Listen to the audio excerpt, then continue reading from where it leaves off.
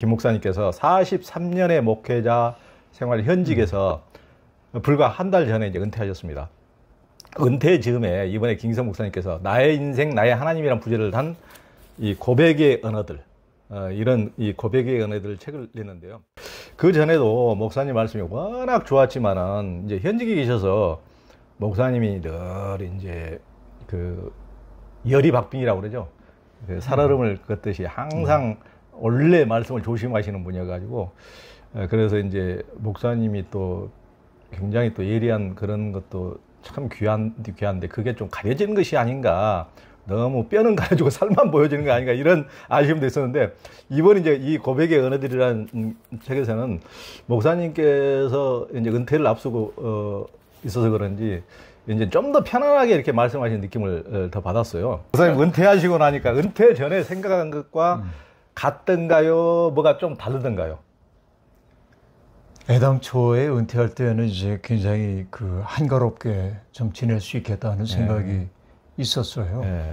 어떤 그 독서 모임에 갔을 때 그 모임에 동참하는 모든 사람들이 이름으로 부르지 않고 닉네임을 가지고 서로를 부르는데, 뭐 누구는 구름, 누구는 바람. 나보고도 이제 그 닉네임을 얘기하라고 그래서 글쎄, 그러다가 제가 우두커니. 그게 제 꿈이었거든요. 우두커니, 세상도 바라보고 지나가는 사람들도 바라보고. 그런데 그 한가로움이라고 하는 거는 신이 가장 사랑하는 사람에게만 선물한다고 그래요.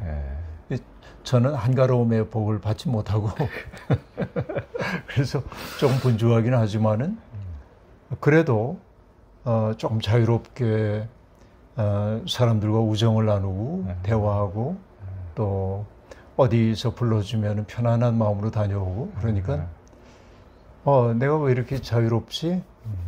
행복한데? 이런 느낌이 많이 있고요. 아직 뭐 은퇴 초년병이기 때문에 아직은 현직에 있는 것 같은 그런 마음이 조금씩은 남아있지만은 차츰차츰 은퇴자의 삶에 적응해 가리라고 생각하고, 어쨌든 요즘은 꽤 좋은 시간을 보내고 있습니다.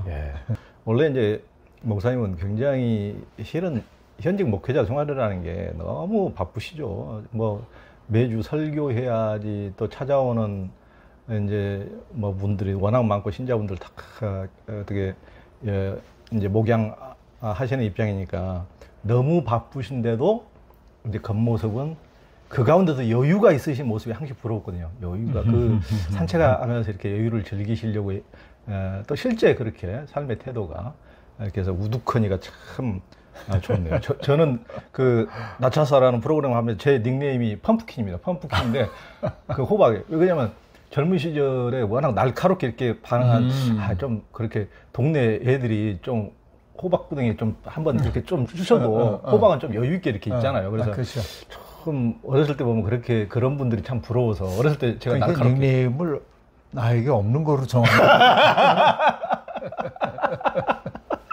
아니 그런 경우도 있고, 그런 경우도 있고. 어거스틴의 고백록 같은 우리 김기성 목사님의 고백의 언어, 이 책에서 김 목사님 이제 서문에 20대 이후 목회자로 살아왔지만 단 한 번도 하나님에 대해 확연하게 안다는 생각을 해본 적이 없다. 이 고백의 언어답게 이 충격적인 고백을 하셨어요.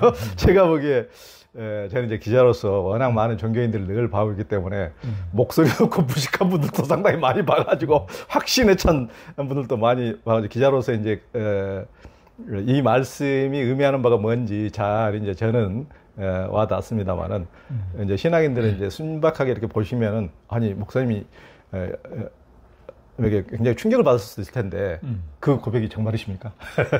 예, 사실은 이제 우리가 하나님에 대해서 안다고 하는 것은 언어 도단이죠. 어떻게 우리가 하나님을 다 알겠습니까? 뭐 유행가에도 나오는 것처럼 내가 나를 모르는데 나도 모르는데 어떻게 하나님을 다 알겠어요.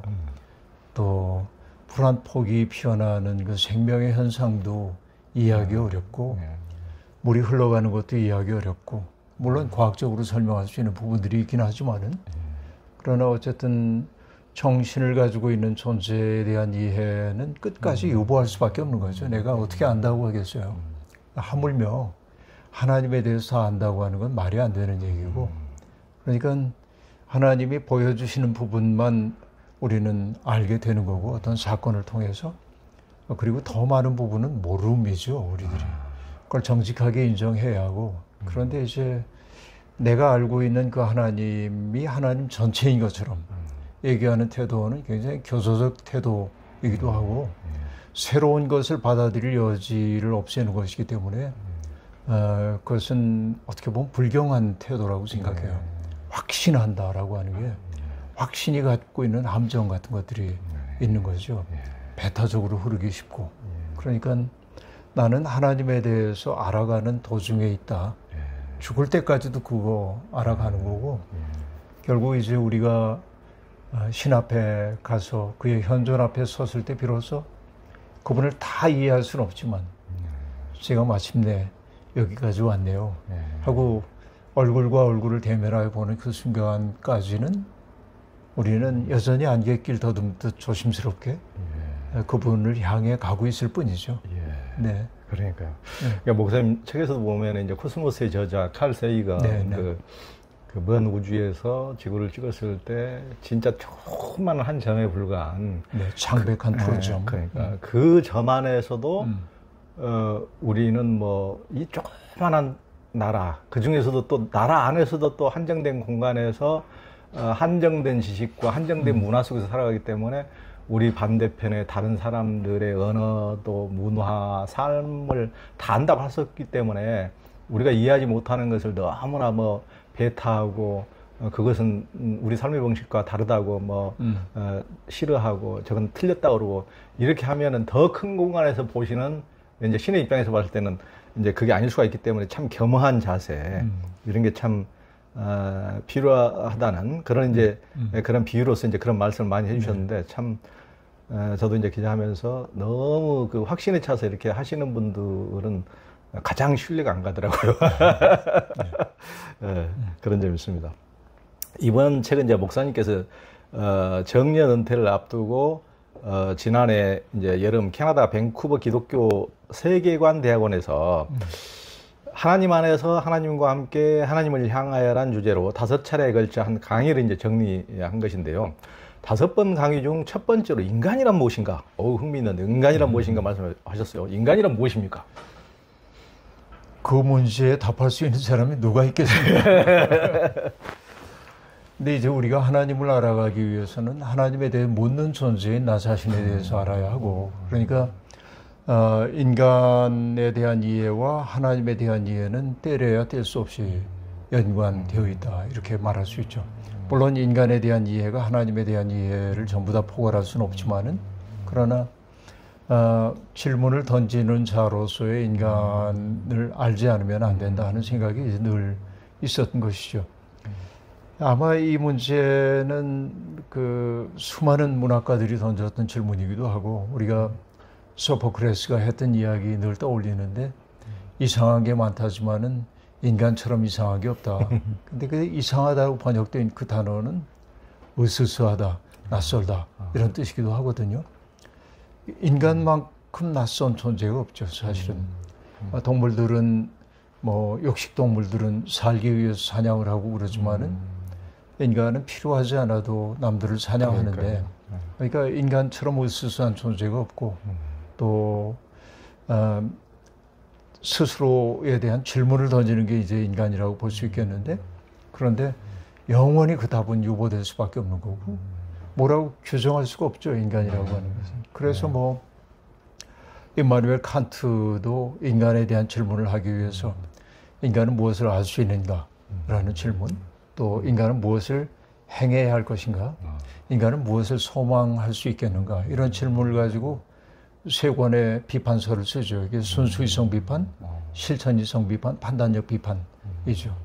근데 그 3가지의 질문을 뭉뚱그린 질문이 인간이란 무엇인가 라고 하는 것이고, 사실은 인간이란 무엇인가라고 하는 그 질문에 대해서 명확한 답을 할 수 없기 때문에 계속 질문을 던지는, 인간은 스스로의 존재에 대한 질문을 던지는 존재이다라고 말할 수밖에 없겠는데, 그러니까 무신론적 과학자들은 인간이 어쨌든 우연이죠. 우연히 발생한 존재이고 이기적 유전자일 뿐이고 이렇게 얘기를 하지만은 그렇게 세상을 바라보는 사람들도 있는 거고. 그러나 우리 같은 경우에는 인간은 이 세상에 보냄을 받았다라고 하는 입장에서 세상을 바라보기 시작하는 거죠. 그러니까 내가 보냄을 받았다라고 얘기할 때 보내신 분이 있을 거고 나를 보내신 뜻이 무엇인지를 묻기 시작하고 그러니까 그런 태도로 내 인생을 정의하게 되는 것들이 종교적인 입장이라고 얘기할 수 있겠죠. 저는 종교학이 들려주고 있는 이야기, 인간과 동물 세계가 갈라졌던 거 얘기할 때 흔히 세 가지 제가 간추려서 얘기하는데 구석기 시대부터 인간들이 뭐 동굴에다 벽화를 그리고 그것은 이제 물론 뭐 사냥을 위해서라든지 어떤 그 토템 신앙 때문에 나온 거라든지 다양한 얘기들이 있지만은 미학적 본능이 있거든요. 그러니까 외부의 세계를 내 속에 담아들여서 구체적 대상을 내 머릿속에서 추상화하고 추상화된 그것을 표현할 수 있는 능력이 인간에게 있었다. 이 동물들은 추상화의 능력이 없죠. 이제 이런 것들. 또 하나는 인간이 연약하기 때문에 그러니까 동물들은 태어나서 얼마 안 돼가지고서는 몸을 일으키고 어미젖을 찾고 그리고 쫓기면은 달아날 수도 있고 그러지만은 인간은 그러지 못하고 머리가 크게 태어났기 때문에 그래서 오랜 그 양육 과정을 거쳐야 하고 그러다 보니까 이 거친 세상하고 맞서 싸우는 일에 동물들에 비해서 훨씬 더 연약하고 그런데 그래서 인간에게 도구를 만드는 지적 능력이 생겼죠. 호모 파베르라고 우리가 흔히 얘기합니다만은 도구를 만들어서 자기의 힘의 한계를 넘어서려고 하는 것 이것들이 인간이고 또 하나는 친밀한 관계를 나누었던 이들이 세상을 떠났을 때 그 사체를 함부로 버리지 않죠. 동물들이 훼손하지 않기를 원하고 그래서 동물의 피해를 막기 위해서 뭐 돌무더기로 쌓아 올린다든지 시신 위에 땅을 파가지고 묻는다든지 이런 것들이죠. 그래서 흔히 얘기하기를 그림을 그리는 본능을 인간의 문화적 행위로 보면은 예술 행위라고 말할 수 있고 도구를 만드는 것이 과학으로 발전되어 나갔고 또 죽음의 문제 혹은 죽음의 문제를 소중하게 생각하는 것이 종교와 철학으로 나타났고 그 모든 것들이 인간의 인간다움을 구성하는 것들이라고 얘기할 수 있겠고 우리는 이제 끝없이 인간이란 무엇인가를 묻는 존재가 인간이라고 말할 수 있겠죠. 인간에 대해서 이제 우리가 참 절망도 많이 느끼고 희망도 갖고 그러는 건데 참 인간이 우리 김기성 목사님 정도만 이렇게 딱 이렇게 준거를 좀 잡고 이렇게 살아가면 이렇게 더 이상 이렇게 지옥이 안 될 것 같은데 정말 인간이라는 것은 신조차도 자기 기준에 맞춰가지고 신을 만들어버리고 신이 그 모습을 우리를 지은 게 아니고 우리가 지금 신을 막 우리 욕망을 투사해가지고 각자 자기가 신의 이런 모습이라고 딱 이렇게 만들지 않습니까? 그러면서 그런 분들이 더 확신에 차서 이렇게 또 말씀하시고 그런 것들이 참 인간의 욕망이 어디까지 갈지 그러니까 인간은 인간이란 무엇인가에 대해서 스스로 정말 질문해야 되는 존재다. 참 그런 것 같습니다. 김기성 목사님이 이제 남다른 고백의 언어는 이제 여기서 이제 말씀하신 게 모호함입니다. 요즘에 전부 다 사람들이 분명함, 명쾌함 이런 걸 다 좋아하고 뭐든 확실하게 하라고 너는 어느 편이냐, 네 색깔은 뭐냐 이렇게 일도양단을 요구하는 시대에 이제 김 목사님은 모호함을 만났을 때 구원과도 같은 느낌을 받았고 또 신념에 찬 사람보다 방황하는 젊은이를 보면 참 반갑다고 하셨는데 왜 그러셨습니까? 저는 이제 70년대에 어쨌든 신학교를 다녔기 때문에 굉장히 어려웠던, 암묵했던 시절이고, 젊은이들은 그 당시에는 너나 할 것 없이 다 일정한 세모의식을 가지고, 모두가 살기 좋은 세상, 민주화된 세상 만들어야 한다. 하는 생각이 있었고, 일부는 앞장서가지고 그 일에 나서고 고난을 받기도 하고, 또 일부는 다소 거리를 두고 있었지만은 그 채무의식은 느끼고 있었고, 그래서 그런 그 일관된 지향을 가지고 있었죠. 그런데 문제는 뭐냐면은 양극단에 서 있는 사람들이 나와 생각이 다른 사람들을 미워하고, 뭐 미워할 수는 있다고 생각합니다. 그러나 그걸 인간적으로 모멸감을 안겨주려고 그러고 서로 이런 것들을 볼 때마다 저건 좀 아닌데, 그러면 안 되는데, 그런 생각이 제겐 많이 있었고, 그러니까 사실은 뭔가 운동이라고 하는 것은 분명한 적이 있어야 하고, 그 적을 타도해야 하고, 이런 태도이기 때문에 옳고 그름의 경계가 분명한 것처럼 느껴지고, 근데 나는 그 인간이 가지고 있는 다양한 얼굴들, 이런 것들을 알기 때문에 어떤 사람은 지금 내 모습 속에 내가 볼 때는 부정적인 모습이 있지만은 또 다른 측면에서 보면 아름다운 것도 있고, 그런데 내 마음에 들지 않는다고 함부로 매도해도 되나? 이런 생각들이 늘 있었고, 그러니까 저는 일종의 회색지대에 머물렀던 것 같아요. 물론 일평생 아름다운 세상 만들기 위해 애를 쓰는 사람들에게 보다 친밀함을 느끼고 그들과 가까이 한 것은 이제 분명하지만은, 그러나 그들의 언어가 거칠어지고 사람들을 대하는 태도가 너무 냉혹하고 그런 모습이 덜어 보여질 때 이건 좀 아닌데 왜 이렇게 해야 돼? 그 생각이 늘 있었고, 그래서 그 양극단에 서지 않은 중간에 있는 이들이 훨씬 더 많았고, 이것은 이제 운동하고 있는 이들에게는 회색지대처럼 보였고, 그러나 난 그 회색지대가 훨씬 더 진리의 가능성이 많다고 그렇게 느꼈던 게 사실이죠. 근데 확신을 강조하는 시대에 모호함을 자기의 신학으로 끌어들인 분들을 볼 때 이거구나 하는 생각이 있었고, 그 모호함이라고 하는 것은 이럴 수도 저럴 수도 있다고 하는 그런 그 아주 이중적인 태도가 아니라 다른 사람에게 나를 개방하고 그를 맞아들이려고 하는 열린 마음을 모호함이라고 얘기를 해대는 거죠. 그러니까 앞서도 인간에 대한 이야기를 했습니다마는 인간이 어떤 진실을 다 알아차릴 수 없는 거고, 그러니까 어떤 시대의 진실이었던 것이 시간 지나고 나면은 너무 편협했던 것들이 드러나기도 하고, 그러니까 끝없이 판단을 유보해 갈 줄 아는 게 성숙한 태도이고, 그래서 우리가 흔히 이제 계몽주의 얘기하면서 계몽되었다라고 하는 것의 특색은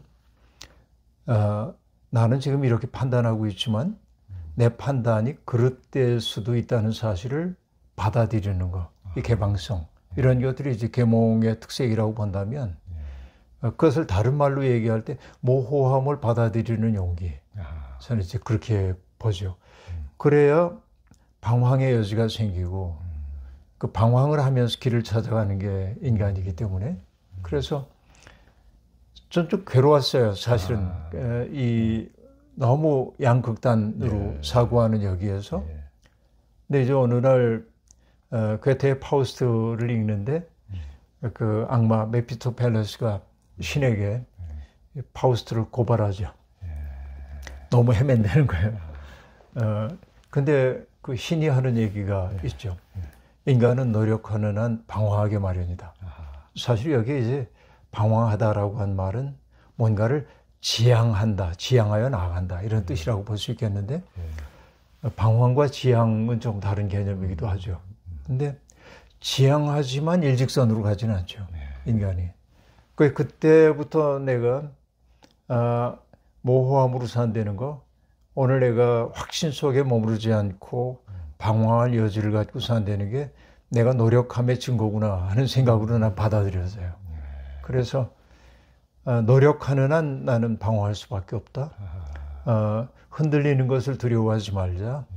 오기원 시인의 시구처럼 흔들리면서 튼튼한 줄기를 얻는 나무처럼 흔들리지 않으면은 내가 바른 줄기를 얻지 못한다 하는 생각을 품었고, 그게 신앙적 태도에도 굉장히 중요하다고 보여졌던 게 예를 들면 뭐 예수님 당시에 바리새파 사람들은 자기가 가지고 있는 진리라고 하는 척도 자기가 가지고 있는 경건함의 표상 이걸 가지고 사람들을 딱딱 재죠. 냉혹한 자.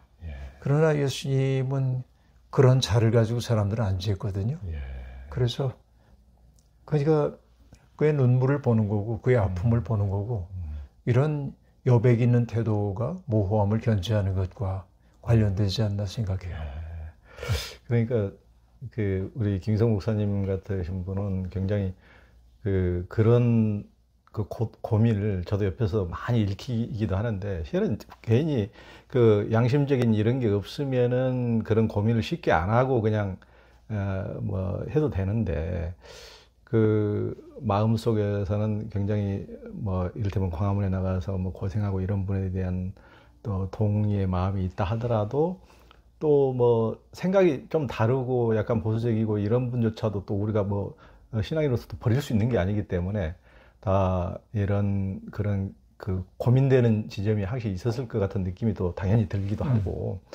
그런데 저도 진보 신문 매체에 있으면서도 그러니까 또 명쾌하게 할 것 같지만은 모든 것을 뭐 시위하듯이 뭐 문학 예술 영역까지도 전부 다 음악까지도 그렇게 할 수는 없는 거니까 조금 어느 정도 어느 분야는 뭐 스포츠도 그러고 거리두기가 또 필요하기도 하고 그 자체로서 또 가야 되는 부분도 있고 또 아주 열심히 하시는 분은 왜 니는 어정쩡하게 우리를 안 도와줘? 하여튼 이런 자세도 물론 당연히 취하고 그런데 고민이 없는 것은 아니지만은 그렇게 일제시대처럼 급박한 시대에조차도 낭만주의도 있고 순수문학도 있었는데 이제 그런 어느 시대나 고유한 영역들을 좀 존중해주고 그런 것도 있어야 되고 이제 그런 것을 좀 아울러서 조금씩 그분들이 나중에라도 함께 할 수 있는 여지를 열어줘야지 처음부터 싹을 다 잘라버리지 않고 정말 그래요.